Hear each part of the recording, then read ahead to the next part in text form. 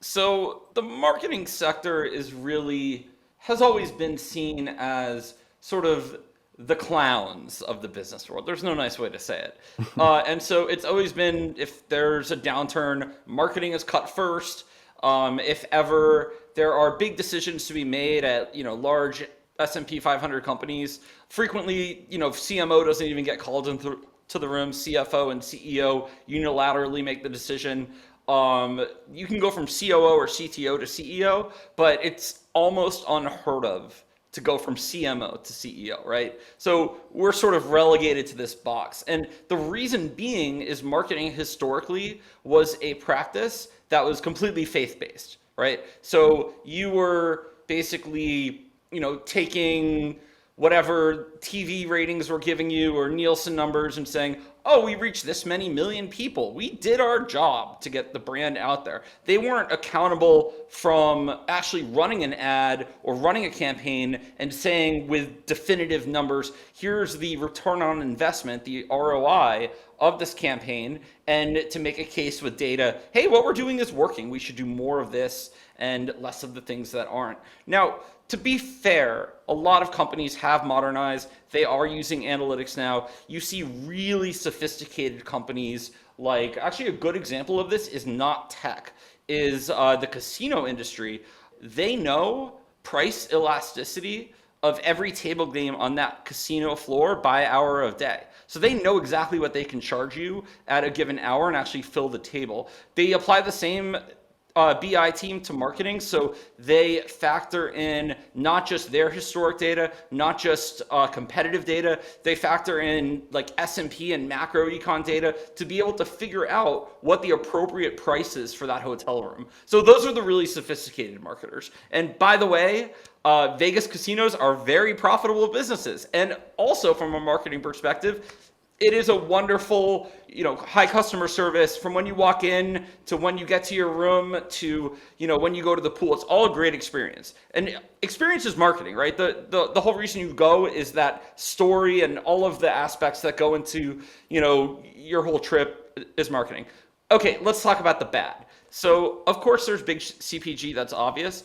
But actually, within the tech industry, and I'm not going to call anyone out specifically because I don't have to, you get a lot of marketers who are very old guard and come from, a big consumer company world and are brought in because basically at a lot of these tech companies, the recruiting teams are very good at engineering and everything else in business is exactly the same. Like sales, marketing, HR, they know the same amount about all of those.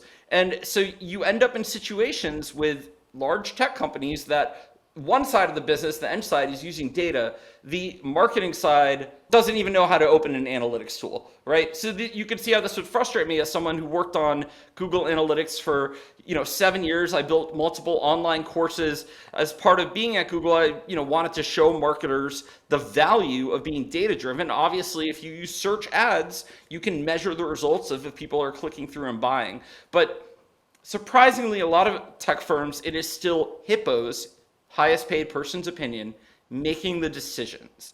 And so that's why as well you see average CMO tenure is 2 years in corporate America. And the reason is that's long enough to try a bunch of stuff, maybe win some bullshit, advertising awards, and then leave without too much damage being done and being able to go on to the next thing. So it's this big musical chairs. And from the top down, the actual tactical work on so many teams. I saw this as a consultant and in-house where the marketing team, their entire week literally consists of meetings where they sit and they debate, not so much like Pantone colors like in Fight Club, but like things that matter even less, like the wording of a tweet. Like the amount of time that big companies spend on a tweet that like a fraction of a rounding error of their followers will see would completely blow your mind.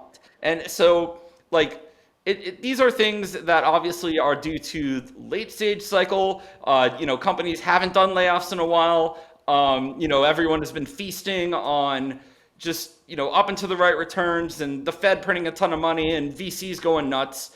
And so, it needs to, the craft is a joke for the most part.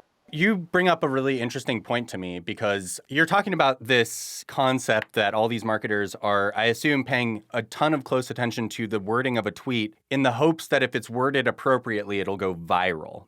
If, I don't know, let's say you are a cryptocurrency lending company and the wording of your statement about FDIC insurance is totally off base and made up, like, it doesn't seem like marketers are necessarily concerned with stuff like that at all. Yeah, that's even scarier if you have marketers who aren't following compliance.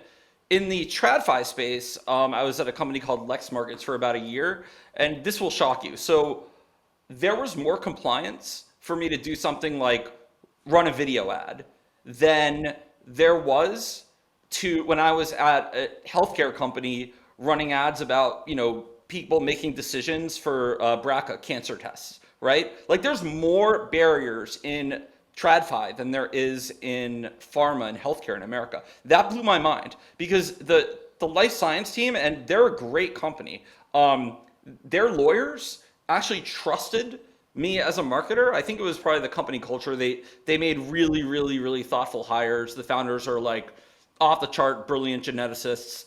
And so there was a lot of trust there. And on the TradFi space, I was being, not by my team, but by FINRA, which is the org that governs all of these TradFi organizations that are on like the NASDAQ rails. And it's frustrating because at no point was my marketing was very, very, very, straightforward, not overpromising. It was as one would hope a fiduciary company would do. Look, we were selling shares of commercial real estate assets, stabilized properties. They don't go up and down and, take 20% swings. You sit and collect a check if you own a position. And it's really boring stuff.